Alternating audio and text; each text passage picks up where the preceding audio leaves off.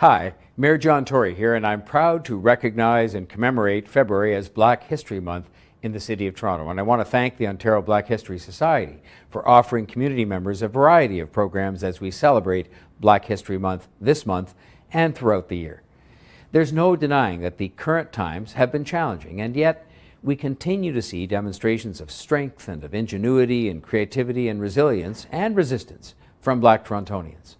And through this series, we are celebrating a rich history and culture and the recognition of inspirational and talented individuals and organizations for their achievements in history, in the arts, in community services, and much, much more. All of these Heritage Months are about us getting to know more about each other. And this year, 2021, also presents us with the imperative to take the momentum of 2020 and harness it to make more progress than ever before in the fight against anti-Black racism. 2020 brought to the fore the frustration and the grief resulting from years of discrimination and trauma. Now, 2021 offers the hope of better understanding and more action, backed by a strong public consensus and with your mayor as an ally. This is a must in the most diverse city in the world, as we strive to make it the most inclusive city in the world. So to our Black Torontonians, happy Black History Month. Thank you, and enjoy the virtual speaker series.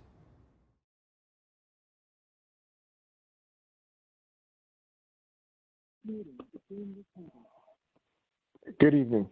Thank you for having me tonight.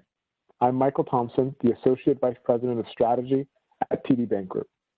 On behalf of TD, I'm thrilled we're supporting this evening's Ontario Black History Society Black History Month Speaker Series event. The lineup across the month looks fantastic. This February is not just another Black History Month. We are gathering at a time when Black communities and allies around the globe demand that we confront the ongoing realities of anti-Black racism in all aspects of society. We must continue to push progress forward.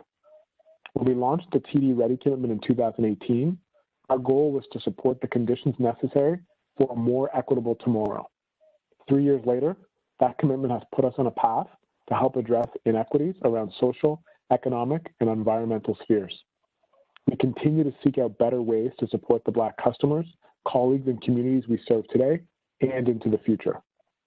Over the last year, we've invested more time than ever before in dialogue with community and industry leaders from Black-led, Black-owned, and Black-focused organizations. I've personally been pleased with the increasingly open conversations we're having inside of TD about the unconscious biases that hold Black employees back and TD's commitment to make tangible progress. We're embedding the lessons learned from these conversations into our institution, driving change and creating a better bank as we move forward. On behalf of TD, I thank you for supporting our collective learning journey with your presence today, and I hope that we get to celebrate Black History Month in person together next year. Enjoy the rest of your evening. Hello, everyone. My name is Karen Brown, First Vice President with the Elementary Teachers Federation of Ontario. It is my privilege to bring greetings on behalf of ETFO. First, I'd like to thank the Ontario Black History Society for organizing and facilitating today's session. This speaker series during Black History Month presents us with opportunities for self-reflection and renews our commitment to ensuring that increased awareness and knowledge about Black Canadian history doesn't rest passively, but leads to actions that work to dismantle anti-Black racism. Second, I'd like to thank each of you for your participation in today's session. Given the legacy and prevalence of anti-Black racism in colonial systems, institutions, and society that groups like Black Lives Matter have brought to light, we must do more to infuse Black excellence and Black Canadian histories into public education. We recognize that to enrich students' knowledge and understanding of Canadian history, we must go beyond the curriculum to also affirm and value Black and Indigenous people's lives. ETFO is committed to creating policies, professional learning, curriculum resources that protect the rights of Black people, dismantle barriers, and ensure equitable outcomes for Black individuals. We acknowledge the urgency of this work and call on everyone to disrupt and eliminate anti-Black racism. I know this session will provide foundations for reflection, discussion, and social justice action. I would like to offer ETFO's sincere appreciation to OBHS and our speakers. Thank you again for your participation. Enjoy the session.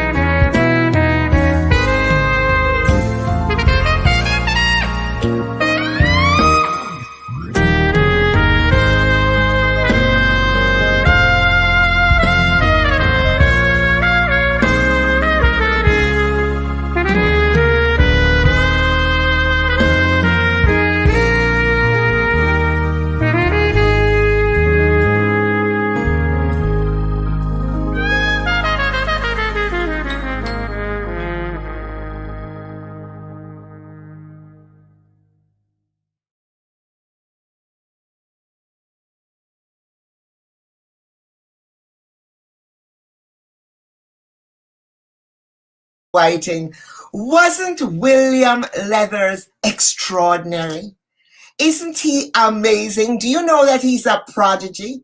Do you know that I know him and so proud to know him, and OBHS knows him, and that he's part of our community? He is at Juilliard on a 4-year scholarship that he had to raise money because it cost over $364,000 for 4 years of school. And then he got a prestigious Kovner scholarship from Juilliard. William, that was awesome. Thank you so very much. Ooh, aren't you in the mood? Ooh, we are blessed. Thank you, William.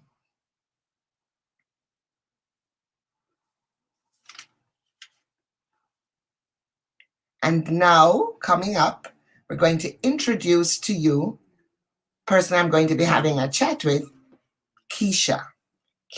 Keisha Christie. Keisha, where are you, my darling? There she is. Keisha Christie, fellow storyteller and speaker, and you have started a podcast, Walk Good Storytelling. You're going to tell me a little bit about that. But we're also going to hear from Yolanda Marshall, who's going to read from her book. So let us watch that first, and then you and I will chat. All right. Good to see you.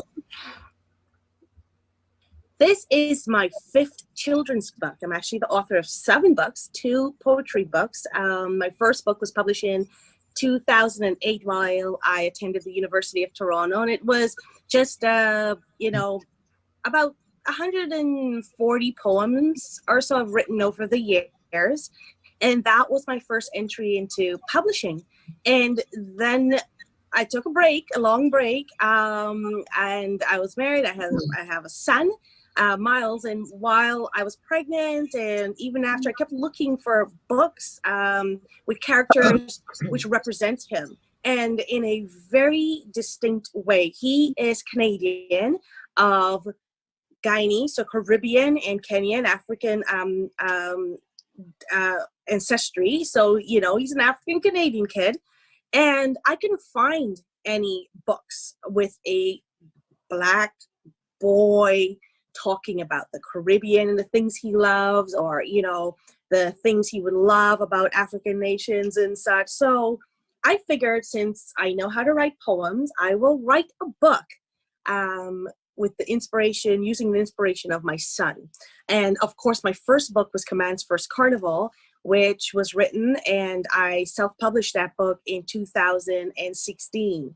I didn't go out looking for publishers. I continued to self-publish my books up until Miles Away in the Caribbean. So at this point, I had Command's First Carnival, Sweet Sorrel Stand, A Piece of Black Egg for Santa, and then Miles Away in the Caribbean. I felt, okay, I'm going to try to seek a publisher, because, you know, a lot of people were buying the books and they loved it. It was in a different book list. And when I did, of course, what I already knew was very, very difficult, close to impossible for Black authors like myself writing books from my marginalized, racialized community to be published in Canada. And of course, I got like 2 rejections, which was quite, you know, borderline racist to racist. And I also got like little brush over responses. And I figured, you know what, who cares? Within 3 weeks of that, I had my book release on my own, and I had an amazing book launch at a different book list. So I continued, and I just figured out I'm not going to be seeking other people's approval. That's not what I did initially, and I will not do so. I will continue to produce books celebrating our children, celebrating our heritage, and in that process, teaching others to celebrate us as well. So this title is one of my favorite books, because it literally takes kids from direct African nations, Caribbean nations, who are Canadians. They can be from the UK, they can be from the US, and places them into a room, a party, a fete, whatever you'd like to call it, and enjoying foods from different Caribbean African nations, and steel pans, which is so authentically Caribbean.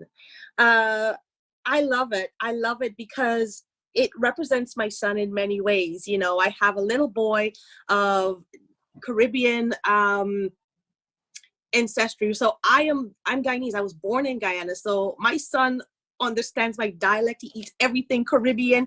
He's Caribbean to the bone, but he's also Kenyan. So he's this little kid that can, you know, speak his little patois, his Creolese, and turn around and speak Swahili as well. And this is our home. We eat all of the foods in this book. We love steel pans, and we love jollof rice. At every African event throughout Toronto, we're there eating jollof rice as hot as it is. And I just wanted to share this story. And this story also includes Indo-Caribbean kids growing up, especially in Guyana. When I say I'm a Caribbean child, so does my East Indian friend, Caribbean as well. And I love soca. I also like to dance to chutney soca. You know, when Kaisevani comes on, I'm one of those Guyanese people doing my Indian dance. So I authentically wanted to represent Caribbean kids in Canada. When I step into a room reading and I say Caribbean, those are the children putting up their hands. My parents are Caribbean. I was born in Jamaica, Trinidad, Grenada, Antigua, and everywhere. And then, of course, I have my African kids, Nigeria, South Africa, Ghana, the Congo, everywhere. So we place them in a room and we're celebrating them. And my illustrator, look at the illustration of this book. Beautiful, absolutely beautiful. Look at this. It is rich. Look at the lightings. One thing kids always talk about is how bright it is, how vibrant it is, and the clothes that they're wearing. And my illustrator, Subi, Bosa. I actually found him online, and he has his own book. And I saw this string of lights, and I'm like, I love this. Well, he had the lights in his book, and I'm like, how vibrant is that? How rich is this? And I just wanted him to be, he was an ideal candidate to write this book. And because he's African, I knew I didn't have to explain much what these kids should look like, in a sense of them, what they're wearing and their hairstyle. It's going to be like, with the braids and what, and he got it. He got it, just naturally, just got it. And I'm so happy. I'm so privileged to have found Subi, and the compliments on the rich illustration and the representation in this book is endless. I also got him to illustrate what do you call my book? It's a piece of black cake for Santa. This book was released a few years ago, but the illustration wasn't the best. And while illustrating this book, Subi, actually, I go, I need an urgent project. Can you just re-illustrate this one? And he did. Look at this. That Santa, black Santa with a black cake, a piece of black cake for Santa. I love this illustration. I'm so happy that Subi was able to illustrate this new edition. It's one of my popular books, and it's one that's it's going to continue growing. It's an authentic Caribbean celebration of the holidays and Christmas season. So I'd like to introduce you to Subi so he could talk more about his illustration and why this book captures everyone's attention with the rich illustration. Hi. Hi, Subi. So you can go ahead and tell everyone about your illustration and yourself. Of course. Well, yeah, my name's Subi Bosa. I'm based in South Africa, Cape Town specifically. I've always been an artist. Since my mom tells stories that when I was a baby, like before I could even properly hold a pencil, apparently I was still good at drawing things. And she'd always remind me of this, especially now because I'm doing so many illustrations for all these books. She'll always tell her friends, "Oh, but Subi," and I'm like, all right, cool. But I've always been an artist, and the thing is, going through school, I'd sort of deviate from art because I was just always like good at it. So I got to a point where I was like, I need to do this and use this skill to help people tell their stories, because it's better to be able to like have something that helps other people. I've always, and working on these books, specifically with these books that you have written, Yolanda, it's so rich, it's so enriching to be able to like work on a project which I know is beneficial to so many people that I'll probably never meet. But it's wonderful to be able to like help tell your beautiful stories and create things that are going to stick in the minds of these kids, and they'll grow up knowing that they were seen, their people have been seen, their people belong in the world. Because I think for most of us, we're too used to having stories presented to us in schools or at school level where we aren't presented with characters that we can relate to, or just images of a community that we can relate to. But thankfully, with wonderful authors like yourself, we can produce content that can be valuable to our people across the African diaspora, and it's fantastic. It's really been a pleasure to do this work with you. If I could talk more about the illustration specifically, I remember when you messaged me about these books, and I was like, "Oh, this is gonna be cool." And then we had to wait for a bit because I think we're both busy with some stuff.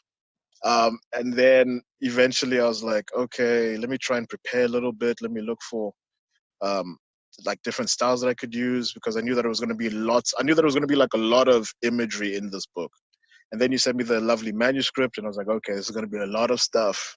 And yeah, and we got to make sure we put all the flags. the specific flags on different shirts and all the food. That was the bread. That was the best part, because there was some food that I would have never heard of.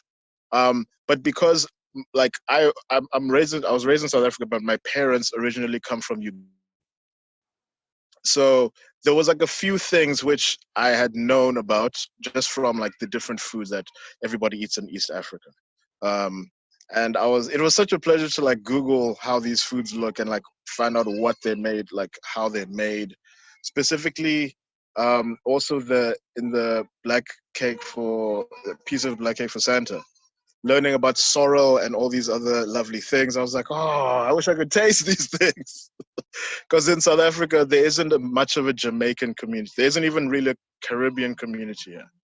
If there is, it's really small. But just reading about this and learning about all that food, I was like, you see, like that's why it's so valuable to produce these things, so that people can just see it and just learn that, oh, there's a thing called sorrel, and it's made from this type of, in this manner, and there's black cake and there's all these other lovely meals that are produced. And obviously it was my goal to make sure that the images are as vibrant as possible and as clear to understand. And it was a pleasure. I first start off with a bunch of sketches. Yolanda has seen them, like a lot of rough sketches.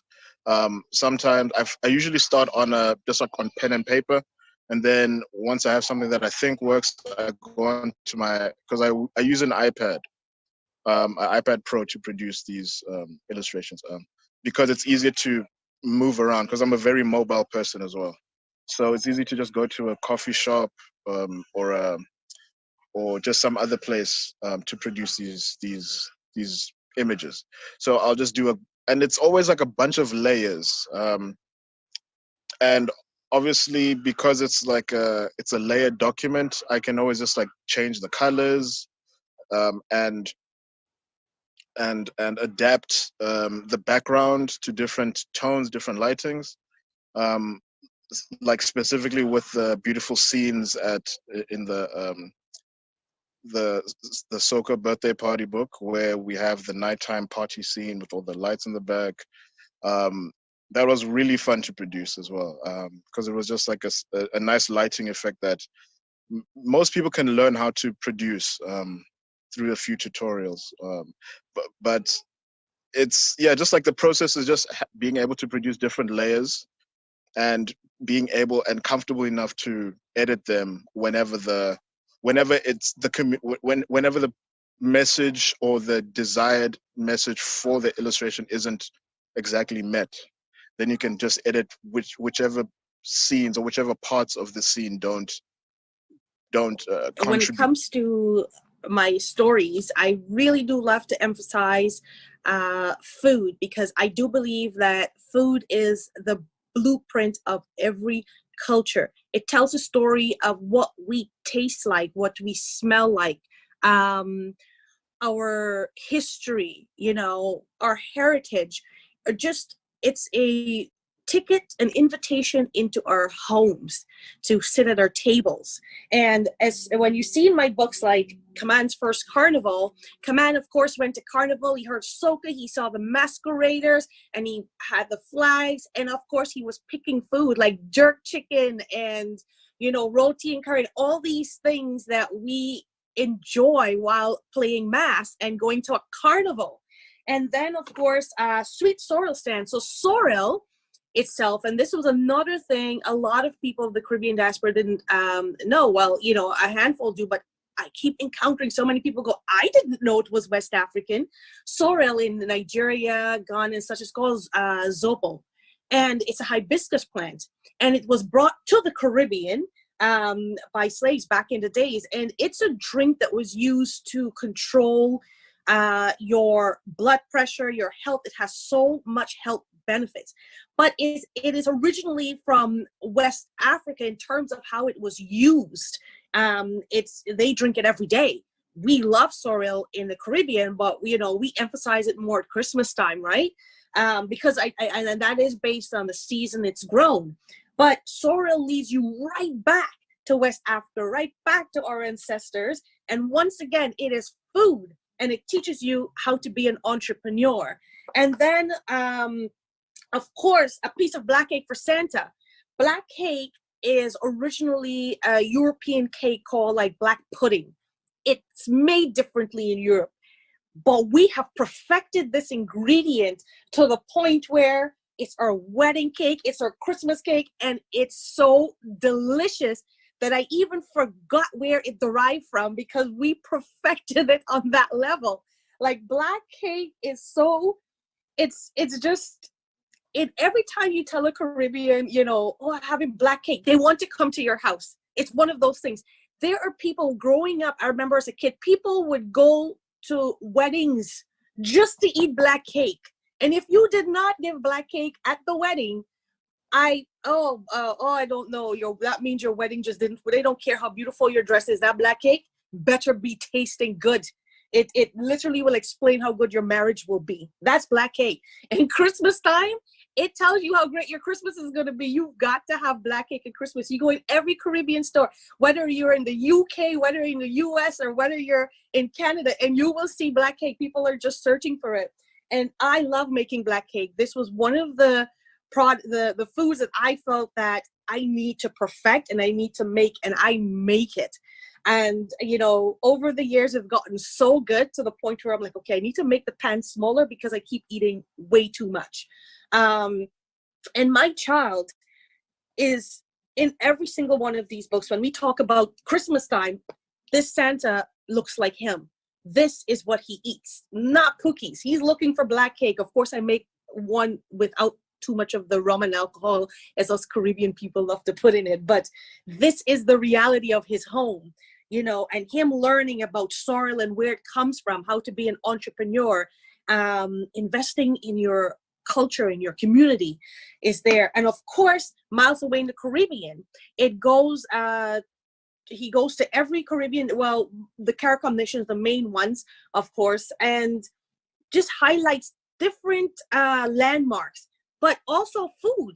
Like when he went to Antigua, here we go, Antigua and Barbuda, he had fungi. Now, this is like fufu, like how we eat plantain fufu, we eat cassava fufu, cornmeal fufu, cuckoo, and like we had cuckoo and flying fish in Barbados. These are all foods derived from West Africa, and they still enjoy to this day, and so do we. So it gives you a hint of where your ancestors are from, why you have these meals in here. And this is something I always like to teach to my son and what he loved. Now, when it comes to this book, this really got a little bit more detail, and he can really relate to this book because his friends are from these nations as well. And in this book, it mentions chapati, chapeau. East Africa, they eat a lot of chapati with meat, chapati with nyama choma, that's roasted meat in Kenya. And that came from, it's like roti for us, right? So he can relate to it. And food just takes you there. You know, injera, flat bread. It's like, you know, it's from Ethiopia, but once again, eaten the same way with meats and with stews. Dal puri, pretty much the same thing, just with split peas. Eat it with meats and you eat it with stews and such. So I wanted these books to teach children in the African diaspora about each other and learn about how it connects. Like, although it seems different, it is so, like, we're still the same, and it derives from the same places, a lot of times the same regions. We just have different names for it. We just add a little bit different ingredients to it, but it's the same thing. And then my Soka birthday party, of course, I included the Kenyan child, and he loved it. He goes, oh, why can't Wanjiri be a boy? And I'm like, Miles, your name is all over this book. Let's have a girl this time for Kenyan, right? But he loved it. He loves this page. This is his favorite page because he sees the flag. He sees the Kenyan flag. That he goes, yeah, chapos. You make chapos. My dad loves chapos, you know. And he can relate to it. Now, this book, thanks to the beautiful illustration of Subi Bosa with these two, of course. But this title after Subi was done illustrating it, my boss at that time, I showed it to him, and he was like, "Don't self-publish. Just let me see what I can do." Like, he goes, "I'm gonna do something. I'm gonna do something." And I work for an academic publishing company, not a trade publishing, you know, not in the business of trade. So he took this book to Chalkboard, which is also an academic publishing book, you know, they wanted to get into trade books. And she read it, learned from it, like loved the story, because that's the thing, when you share this with people who are not of these cultures, it just draws them in, like, hey, I learned something. This is different. And right away was like, we're going to make this our first trade book, and picked it up. Now, it's a little company. It's nothing. For me, it was just like, okay, they pick it up and, you know, I get my royalties, same as I do with self-publishing. But it's actually like a traditional publishing place that did something different and, you know, took a risk, as to say, right? And Chalkboard Publishing actually, you know, put in the work. They took the illustrations, everything. They didn't change it. They never asked me to change it. I was not going to change it. It needs to be authentic. The illustrations are great, and they loved it for what it was. Placed the jacket, whatever they had to do, and it's out. And I am so grateful for that, because it is so rare to find trade publishers picking up books to represent Black Canadians in this country. And of course, majority of us come from direct Caribbean nations and African nations versus, like, you know, pure Black Canadians who have been here 7 generations. When you come to Toronto, most of us are from Caribbean nations, or parents are from Caribbean nations or African nations. So I knew that this book will hit home. It represents clearly, and it's a learning lessons for everyone. So I'm so grateful for Chalkboard for picking up this book. So I'll read this book for you, and I want to share it.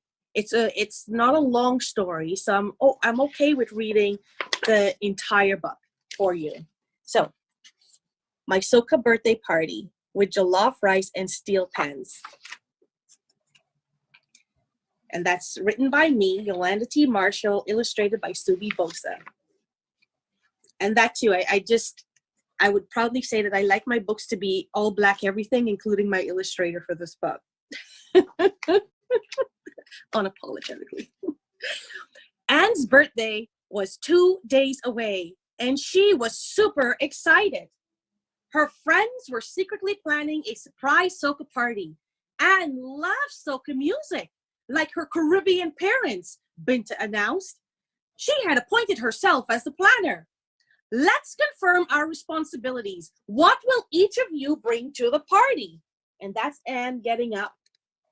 And as you can see, the continent of Africa is there. You have some Bob Marley, you have the steel pans. So those little details tells you about it. And of course, the kids, you have the little kid keeping watch so Anne doesn't get in there. And they're all planning. And that's Binta.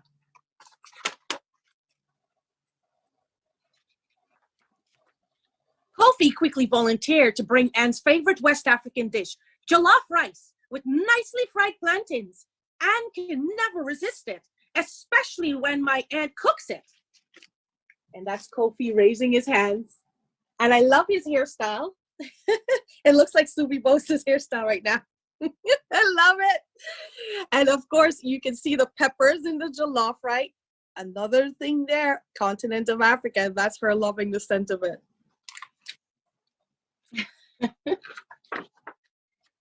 I will bring pilau. My mom is from Trinidad and Tobago, and she is the best cook I know, Kelvin bragged. Juma asked, is it a rice dish? It sounds like pilau, a rice dish my Tanzanian father makes. Yes, it is a traditional rice dish. You should bring yours too, said Kelvin. I will, Juma shouted excitedly. And of course, the other kids decided to bring biryani, mapunga, which I love. That's made with peanut butter and rice. And of course, biryani, everyone knows biryani. And washe, which is literally rice and peas, just like in the Caribbean, like Jamaica, rice and peas, and Guyana, cook up rice. Here are the kids. Oh. And the t-shirts. I loved how he did this. It is perfect. I need to get each of these t-shirts and wear it to my readings. Each day I'm going to be from a different country. Karina's family owned a Caribbean restaurant with the best roti in the city. I will bring roti and curry, she said shyly. You call it roti. I call it chapati, said Wanjiri, who was pretty outspoken. My grandmother is from Kenya, and I will ask her to make extras for us. Everyone cheered. And that's the kids here again. Oh. And of course, they decided Ethiopia, you have Injera, Burundi, and Kenya, they love chapati. So chapati and chapo is like the street name for chapati. When I was in Kenya, you would go, oh yeah, you know, I'm gonna go have 2 chapos. And of course, Suriname, dal puri. And dal puri is very popular too in Trinidad and in Guyana. Of course, Suriname. Benta reminded the group, we will have to play Anne's favorite music. She created a band of talented schoolmates who played the steel pans, marimba, and African and tassa drums. The kids prepared to celebrate Anne's birthday with a fusion of tastes and sounds. I love this photo. You see the marimba and all the music, but this photo says a lot. Of course, you have Grenada, Barbados. You have, what do you have here? You have South Africa is here. And look at this. So Bob Marley is in the background. Fela Kuti. I know a lot of people might not know Fela Kuti, but Fela Kuti is like the godfather of Afro jazz. Just a powerful activist in West Africa, Nigeria. So I remember asking Subi to please put Fela Kuti on there because I'm a huge Fela Kuti fan. And, you know, we need to learn about the greats in African music. The big day arrived and everything was in order. Anne thought she was going to meet her friends for a little picnic. Instead, she heard them yell, "Surprise!"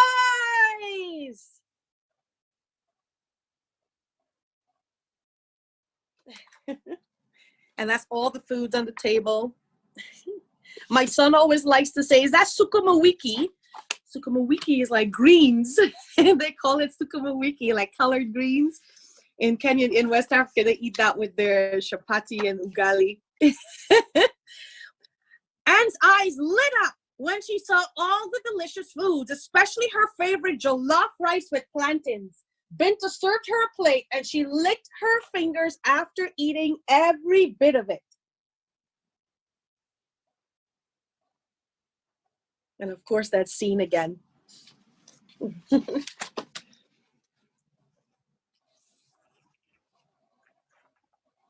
The Tassa drummers played chutney soca, and surprisingly, Karina taught everyone how to do an East Indian dance. So in the Caribbean, we have chutney soca.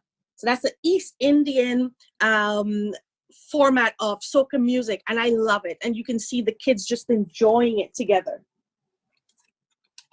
I really wanted to capture all the different groups within the Caribbean diaspora. The marimba players added a high-tempo melody alongside the tropical sounds of the steel pans. With the chants of the African drums, they all played together, creating harmonious soca songs. And there she is dancing and enjoying it. I love it.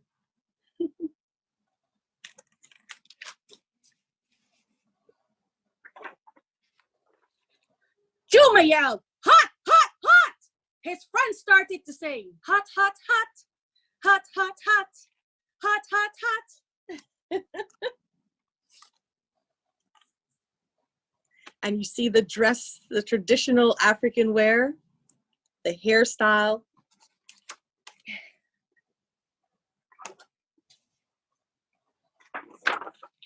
Hot, hot, hot! He fanned himself with his hands. Hot! Juma drank the biggest cup of water and then explained while trying to contain his laughter, "The party is hot indeed, but so is the pepper in the jollof rice." They all had a good chuckle.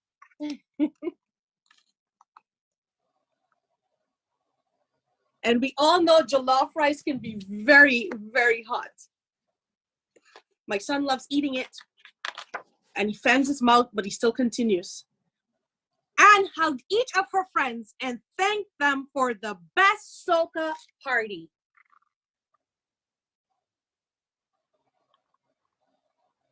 And there you go.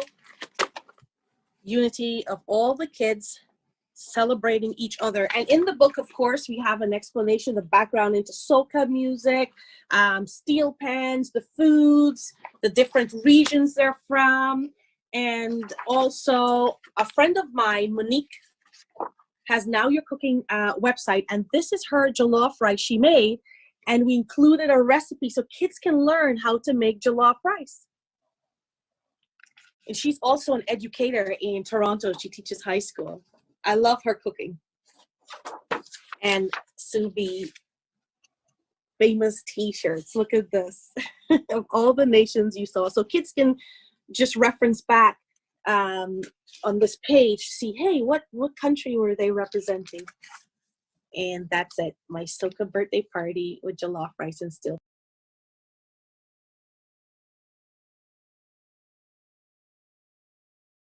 Marshall. Just want to say that book was picked as one of CBC's best picture books for 2020. And I have to tell you, I'm hungry. All this talk of food. But now we are going to introduce you to a project that started very recently, February 15th, Family Day in Toronto. And it marks Black History Month. And the movement is called Beloved, to help people connect with each other, and named after the Pulitzer Prize winning book by Toni Morrison, Beloved. Have a listen. Dearly beloved, we've been gathered here today to get through this thing called life, and we won't view our melanin through the hate they give, hide our skin under rhetoric used to dilute the consciousness to forget who we are. We are the beloved ones, charcoal brown molded under the golden sun. Sons of kings, queens of a lineage we refuse to leave behind. We are beloved, unwilling to let love die. Unwilling to let love die, but willing to let love live. Pain won't shortchange our heritage, links to unbroken bonds stretch beyond these scars. We've come too far to close off the middle passage to our inner God. We are beloved ones. This pen writes with the spirit of Langston Hughes and Toni Morrison. We rebuke the notion that Nubians can't love flawed. We're fractured but hopeful, knowing skin and bones can forge new bonds. Healing can shed the hurt but pack on thicker layers of love. Slavery has made us run in the opposition of agape's direction. Survival has made us numb to its texture. Spirit is the way back to our pursuit of happiness. Our queens are waiting for a syringe filled with affirmations to be injected. Indiscretions of love have gone on for far too long. Can you imagine what would have happened if we were unshackled from Jim Crow with wings to soar back home? Along shorelines that house ships that brought us some kingdoms now forgotten.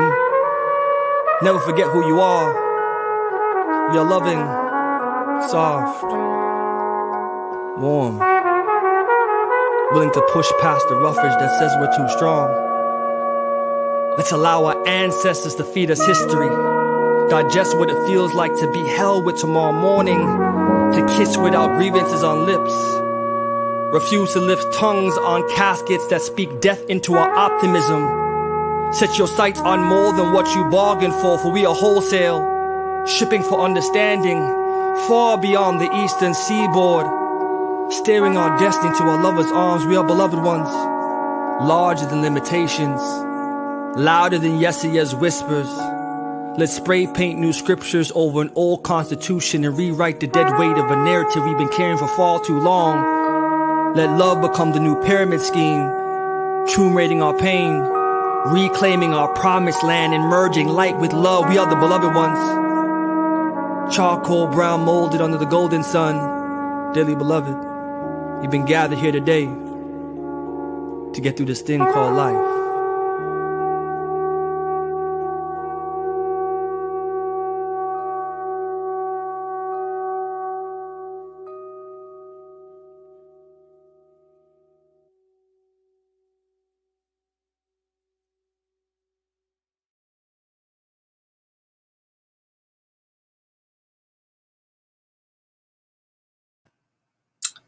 Beautiful. Nigel Birch, you hit that out of the park. That was awesome. You can go and find out more by www.beloved68.com. Go to their website. Beloved, we are the beloved ones. Always know that. We are the beloved ones. And now I want to bring back Keisha, who we introduced briefly at the top and who has been listening like myself, Keisha Christie, storyteller. We are storytellers. So, Keisha, tell me a little bit about why you became a storyteller. Wow.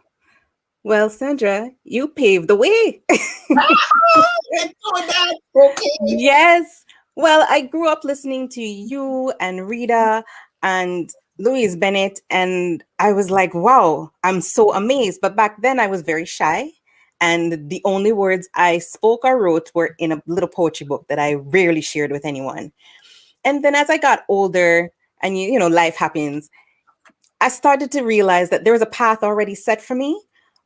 But, you know, when you don't really know it, you're just kind of going through the motions. Well, I met Louise Bennett in Toronto. She was the ambassador at a storytelling event, and I was the volunteer that was assigned to assisting her. So I literally stood backstage with my mouth open, watching as she performed on stage, going, wow, this is amazing. I wonder if I could.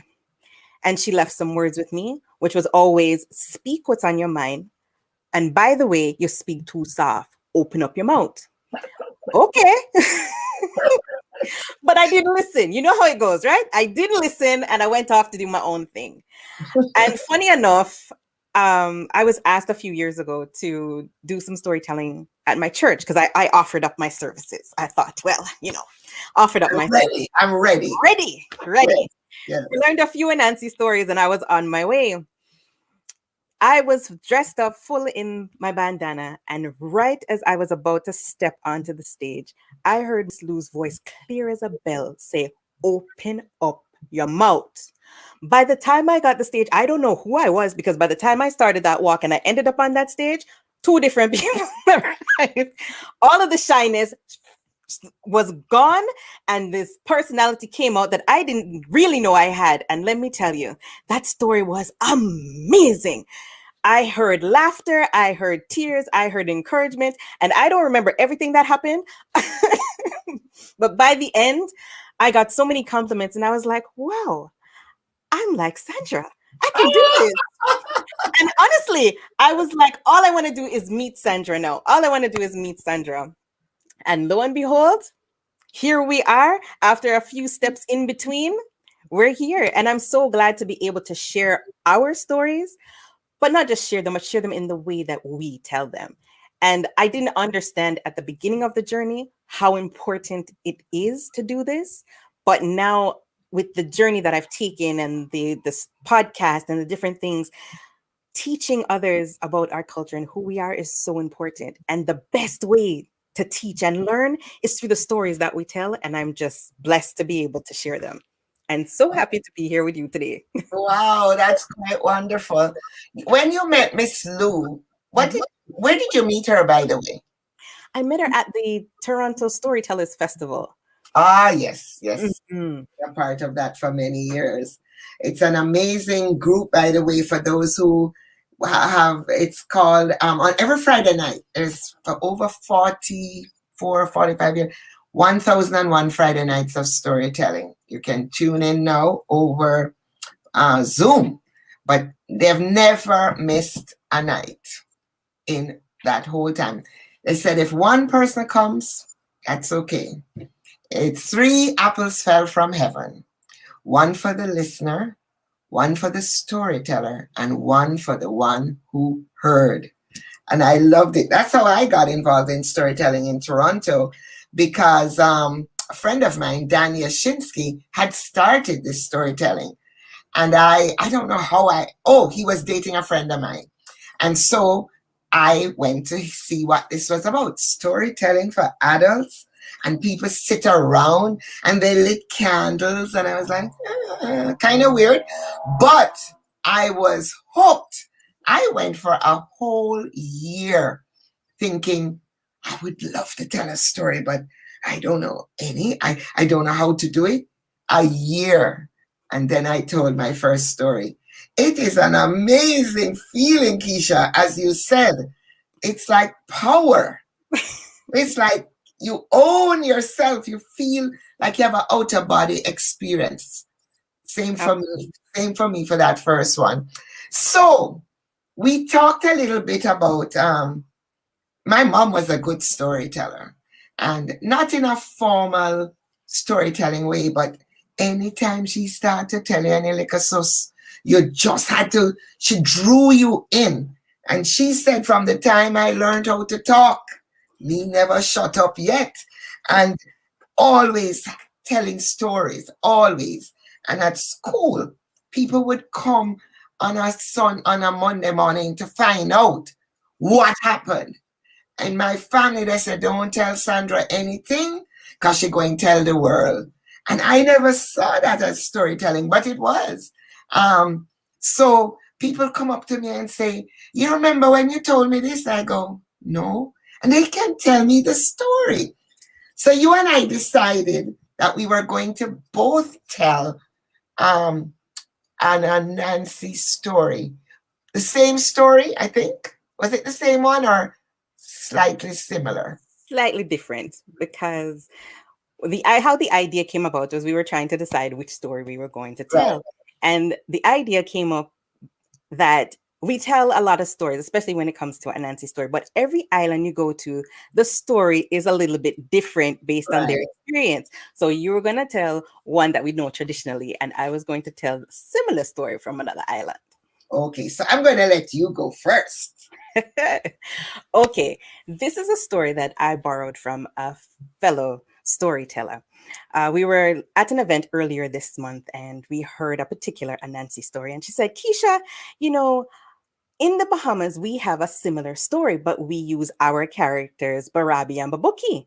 So she sent me the story and said, give this one a try. So this is me doing it. Well, now in the Bahamas, when they want to gather storytellers together, want to gather for a story, they start it a little different. It goes a little something like this. Once upon a time, it was a very old time. The monkey chewed tobacco and spit white lime. It wasn't my time or your time. It was all story time. And this story is called Barabi and Buki, and making Babuki a cart horse. Friendship is a funny thing. And especially when you're looking at Barabi and Babuki, everybody on the outside thought that their relationship was very, very strange. I mean, Barabi took every opportunity to make a fool out of Babuki, but they always seem to make up time and time again. But one thing that always try a friendship is relationship.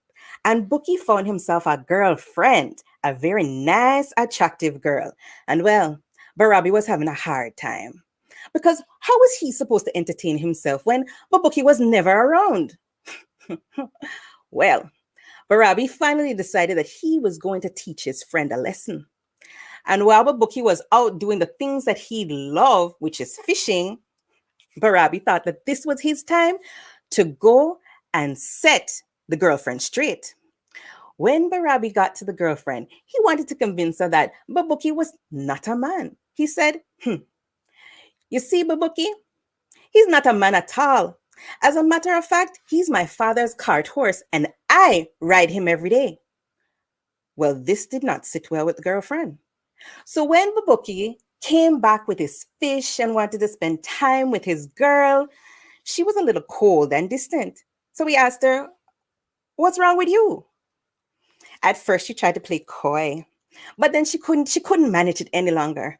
She said, listen, I spoke to Barabi today, and she went on to tell Barabi's fantastical story about how Barabi told me that you're his father's cart horse, and he rides you every day. That's not something I can be in with. Babuki was so upset. He said, what? I thought we were friends. No, I'm going to get Barabi and he's going to fix this right now. In the time it took from Babuki to leave his girlfriend's house and get to Barabi's house, he got more and more angry. By the time he reached, Barabi was rolling and tossing in pain. He's not feeling well. Buki didn't care. But Buki said, "Listen here.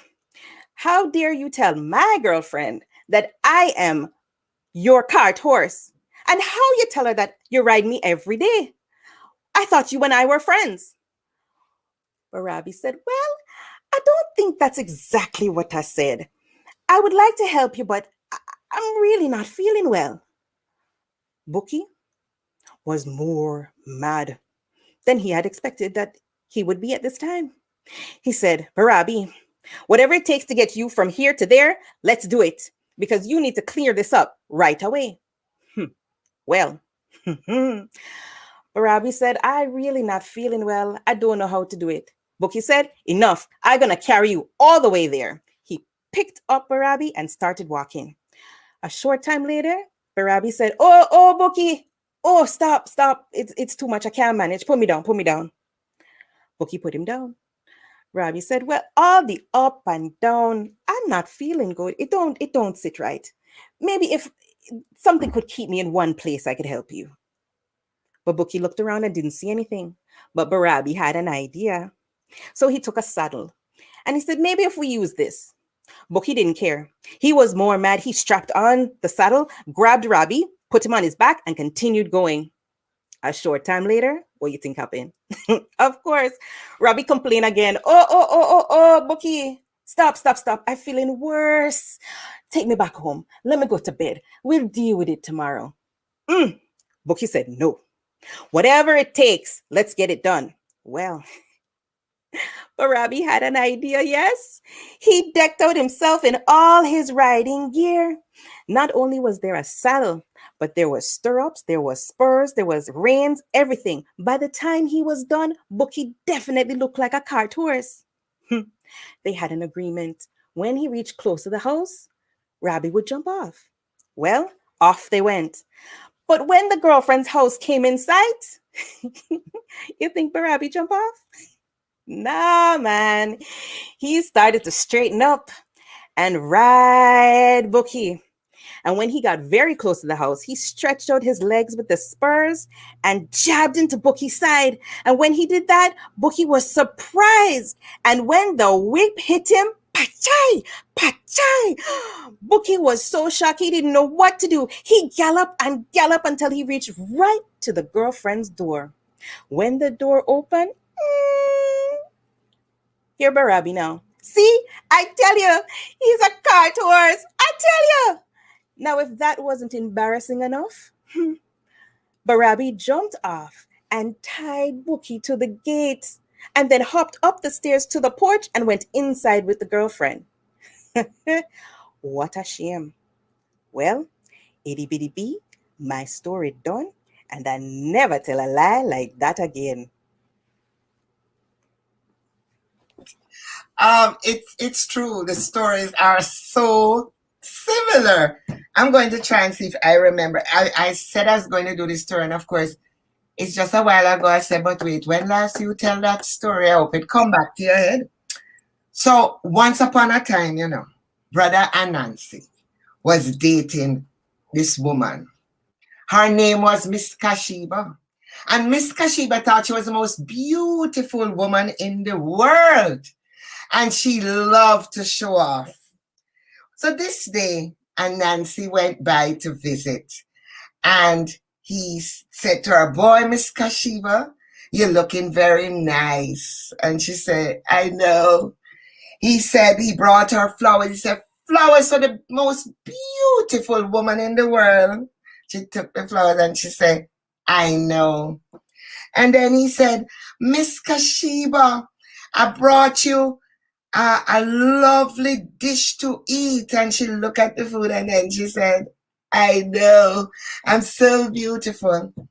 Well, Anansi got tired of this foolishness because he knew that Miss Kashiba had somebody else, not just him.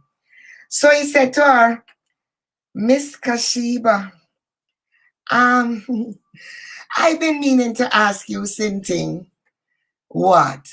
How come such a beautiful woman like yourself also go out with that ugly old bird tiger?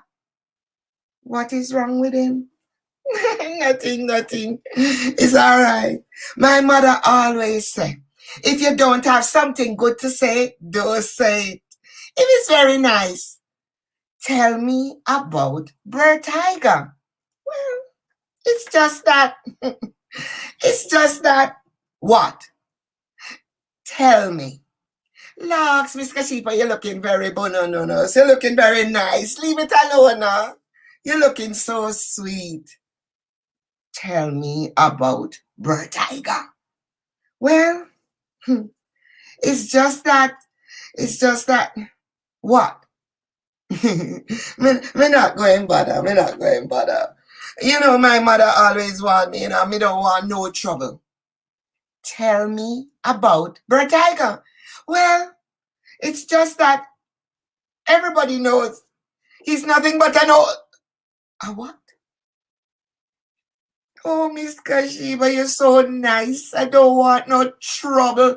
Bird tiger is not a man you trouble, and me afraid of him, so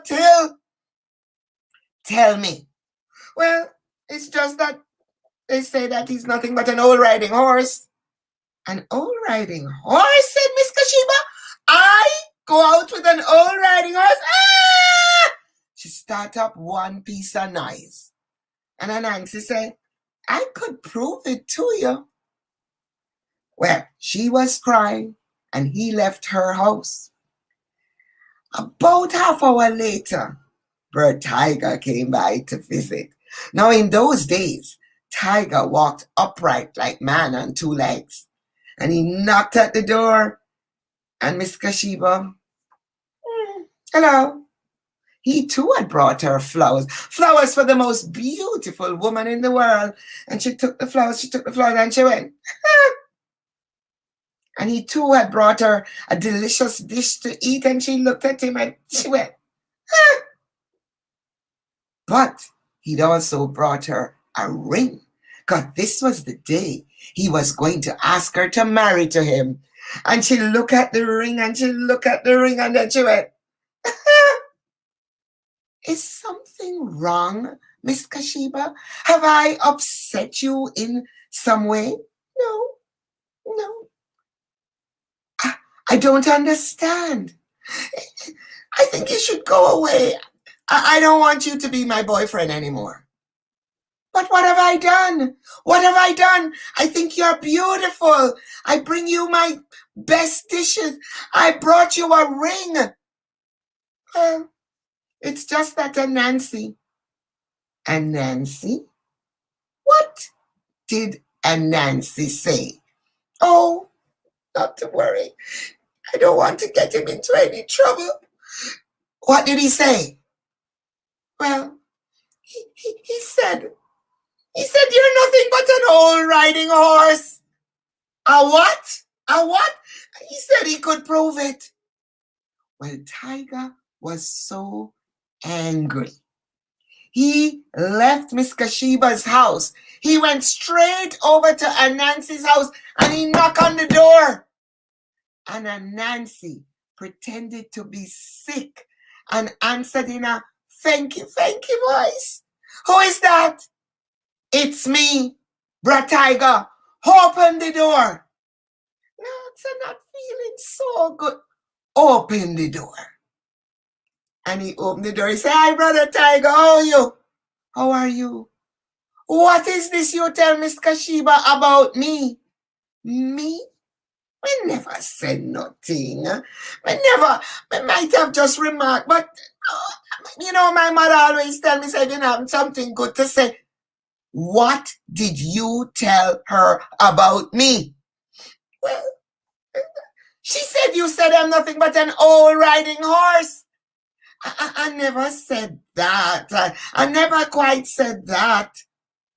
Well, you're coming with me right now to tell her that was a lie.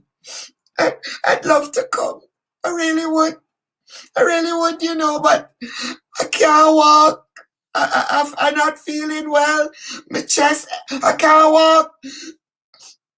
But if you carry me on your back, I will come and explain it. And Tiger said, okay, jump on. Now I told you that Tiger was walked upright. And Nancy was a little spider. And he tried to jump. And he said, I can't reach up there. I can't reach up. You're too tall. If you were to go down on all four legs, I could jump on your back and we could go and explain it. Okay, said Tiger. And he got down on four legs. And Anansi jumped on his back. And he said, this better. But they hadn't even gone too far. He went, oi, Brother Tiger, your back too tough. Your back is too tough. You think I could get a blanket and wrap it around, and that way I won't feel so battered up? Okay. And Anansi ran to the bed and he got a blanket and he wrapped it around Tiger. This nice, this better. And he put his arms around Tiger's neck. He said, oh, Brother Tiger, your neck is so big. You think I could get a rope and I could tie it around your neck and then I could hold one piece and that way I won't fall off? And he did, got a rope and he tied it around Tiger's neck. And they set off. And then he said, aye, Brother Tiger, you're going too fast. You think I could get a stick? And if you go too fast, I will touch you lightly. And Tiger agreed. And they were going through the forest, talking like two old friends. How Miss Kashiba pretty, how she no nose. And when they got near to Miss Kashiba yard, they saw a big crowd because Miss Kashiba told everybody the story. And Nancy took that stick and he began to beat Brother Tiger, who had no choice but to gallop and gallop and gallop. And then when he reached, he pulled on the rope. And Tiger stopped. He said, see, Miss Kashiba, I told you he was nothing but an old riding horse. And Miss Kashiba went, ah! And Tiger said, I can explain. But do you know, from that day until now, tigers walk on four legs and they no longer date pretty women from the village. And it's all because of Nancy. I love it. Yes, my love. So you see, the stories are so similar, but have a little twist for each part of the world. And why do you think we should tell stories, Keisha? Anybody? Because people, before I say that, people love to say, I don't know any story. But we tell stories all day, every day. When your child come home and say, when they used to go to school and could come home and say, you know what happened, Mom? And this one did that. We're telling a story. Mm-hmm. So why do you think stories are important? Stories are important because they help us to develop our character. The reason why we respond to certain things is because of an experience. And the best way to share that experience is through a story. For example, my middle sister, my mother used to make this jelly roll back in the day. And one day she thought she was going to eat as much as she could. But, 1, 2, 3 slices. And my mom was like, well, that's your dinner. You cannot convince this girl to have a jelly roll ever again. And when you ask her, why do you look like you're allergic to a jelly roll? She will tell you that story. Now you remember. For other people, there are reasons why they don't like certain foods, and it's because of a story. And if we don't tell them, then we don't understand other people's character, as well as we learn a little bit more about ourselves. We understand our beliefs, our traditions. All of those are translated or able to give out into the world when we tell our stories. That's why they're so important. Yeah, stories teach us life lessons. Absolutely. Yeah, so true. Stories teach us life lessons, like the Esop Fables. You know, the tortoise and the hare story. You know that story. Absolutely. Yeah, well, you just tell us the little gist of the tortoise and the hare story. Well, Sandra, did you know that that story actually has another part to it? I'm going to tell you the older version to that story. All right, I want to know. So this story actually started with the elephant, the hare, and the tortoise. Once upon a time, the animals had a race to see who was the fastest. And on this particular day, Elephant won the race. So Elephant went out and told everybody that Elephant is the fastest. Well, the hare got jealous and said, listen here, I am faster than you. And Tortoise piped up and said, I am faster than both of you. So a new date was set and the animals gathered again for another race. The line was drawn in the sand, and there was the elephant, the hare, and the tortoise. On your mark, get set, boom. Everybody witnessed that elephant ran 100 times faster than the hare.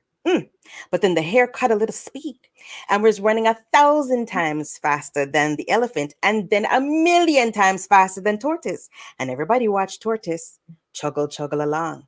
So the hare was outrunning everybody. But he noticed that the first mile he saw, could it be? It was tortoise having a sandwich. He kept going.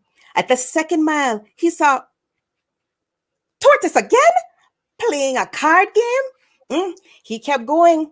The third mile, he saw tortoise sunbathing. Now, elephant was nowhere to be seen, but how could this be?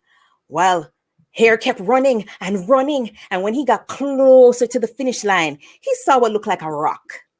And he got closer and closer, and he noticed that rock had 1, 2, 4 legs. And he looked and he said, there's no way, it's impossible. But it was. By the time hare got to the finish line, tortoise had won the race. Well, hare was in shock, sweating and all. And everybody was congratulating tortoise because they saw tortoise cross the finish line. Again, elephant had given up. He decided, I'm not coming back for this race. Well, tortoise was chuckling to himself because, you see, tortoise knew he would need a little bit of help on this race. So he called all of his brothers, sisters, uncles, aunties, cousins, everybody. And he said, you know what? Could you guys stay at little spaces along the trail? That way, we'll see what happens. So you see, the tortoise that began the race isn't the same one that finished it. Amazing. I love that version. That's really great. And that's another thing, parents, Esop Fables. They are short stories, but they teach us life lessons. Go get it. And the other thing I really want to impress upon families, because, you know, beloved, the video we saw, it says we are beloved, is that we need to share our stories. And too often, when an older person start to tell, we go, Lord, hear them go again, the same thing we did here, this already. Pay attention, because when they are gone, you realize you don't have anybody to connect the dots of family. Mm-hmm. So I don't know, in your family, have you made efforts with your grandmother, grandfather, or anybody to listen to their stories? Yes, absolutely. I was one who always, when I was younger, you would see me but never hear me. And a lot of people thought it was because I was being good, but it was really because I was in the middle of all the susu. I knew everybody's business. Because, you know, we used to say, child, get out of here. This is not for children. But if you kept quiet, you're right. You would know all the sus, all the lavish, because it's, but more important though, I have been trying to do a family history and getting from each person. And I met somebody in Toronto the other day, and they go, we're related, you know. I go, we are? Of course. And I was a bit dismissive after. I mean, well, my dear, she know this one and that one, and she started to put the thing. So we have a date to meet after COVID, probably, to connect those dots, because it's so fascinating. Who are these people who lived before us, you know? And perfect. Perfect. I don't know. We have time for maybe another little story. You want to tell one? Go ahead, my love. Of course, I love to tell the stories. I'm going to do a little Aesop fable. And this is one of those lessons that we all get. And it is about two friends, a brass cup and a porcelain cup. Now, they were the bestest of friends. They did everything and went everywhere together. Now, the brass cup said, "My friend, come with me. Let's go out into the world and see all that there is to see." The porcelain cup said, "Oh no, I'm far too fragile. I can't go out there. What if I crack? What if I get hurt?"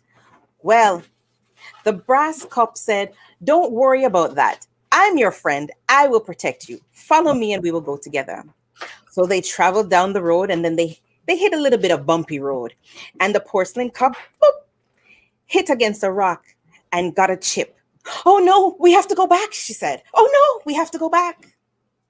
The brass cup said, "No, I will guide you. Follow me, my friend, and let's keep going." They tried to go a little bit further. They ended up near water. When they tried to go across the water, the porcelain cup got a larger crack and started to take in water. "Look, look, no, we got to go back. We got to go back."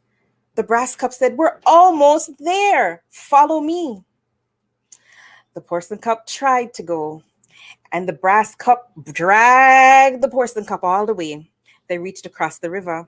But when they got across the river, the porcelain cup hit another stone and broke into pieces. And the brass cup said, "My friend, why didn't you follow me? I would have protected you." But now their friendship was done. And this story tells us that is not everybody you can carry with you when you're going, especially when you're going up. Nice, nice, nice story. Well, I was trying to think. I want to tell a story that I heard at a storytelling festival in Chicago. It's a short little story. And by the way, there are festivals all across the United States. Have you ever been to the Black Storytelling Festival, Keisha? The recent one, I caught their opening event that was on Zoom, and that was very eye-opening for me. Oh my gosh, child, when we open back, it is the most awesome. I've been to several of them because they move them from state to state. And years ago, I went to the Tennessee Storytelling Festival, not a Black festival. And I'd have to admit, I was nervous at the time, Tennessee. But it was one of the most fantastic experiences of my life. The whole town has this festival, and they have food and storytellers from all over, and they had storytelling in the cemetery. We went in like at 10 o'clock at night, and we carried lanterns, and people sat on the graveside, and people told stories. Oh my God! I've often thought of trying to do that in Toronto. I may, it would be awesome because the dead don't mind being disturbed. In fact, they probably will be glad for the little company. True. Very true. So actually, I will change what I was going. So there is this little song that they sang. "Woman in a graveyard sad. Ooh." I needed to say, ooh. Ooh. She was very, very fat. Ooh. Corpses 3 came walking in. Ooh. They were very, very thin. Ooh. Corpses to the woman said, ooh. You will be like us when you're dead. Ooh. Woman to the corpses said, ah!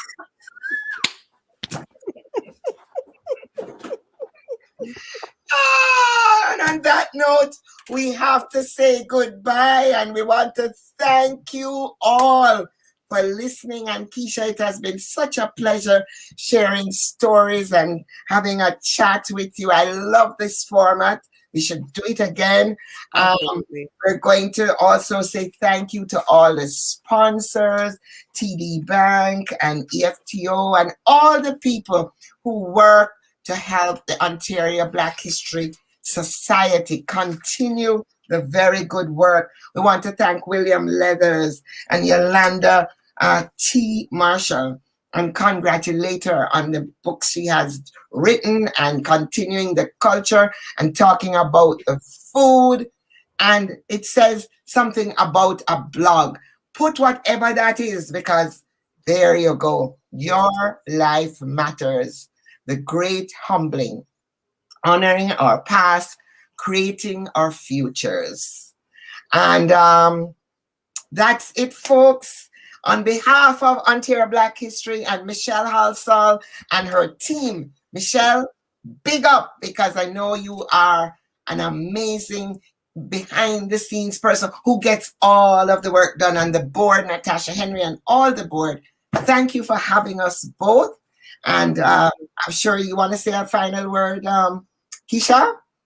Yes, I would like to thank everyone for the opportunity to be here and share stories the way that we share them, and being able to be here with you. It has been so much fun. I'm looking forward to us doing it again. Thank you, Michelle. Thank you to everyone, and have a great evening. Please be safe and well. Right. And big up Charles Matthews, who is big up now, everything technical. Charles did it. So thank you all. Enjoy the rest of Black History Month and stay safe, beloveds, because we are indeed Talawa people. The Black History Month Speakers Series would like to thank our sponsors. TD Canada Trust offers a range of financial services and products to more than 10 million Canadian customers, and the Elementary Teachers Federation of Ontario encourages a year-long focus on Black history as an integral part of learning about Canadian history and current issues. Thank you for seeing our vision. We look forward to the future.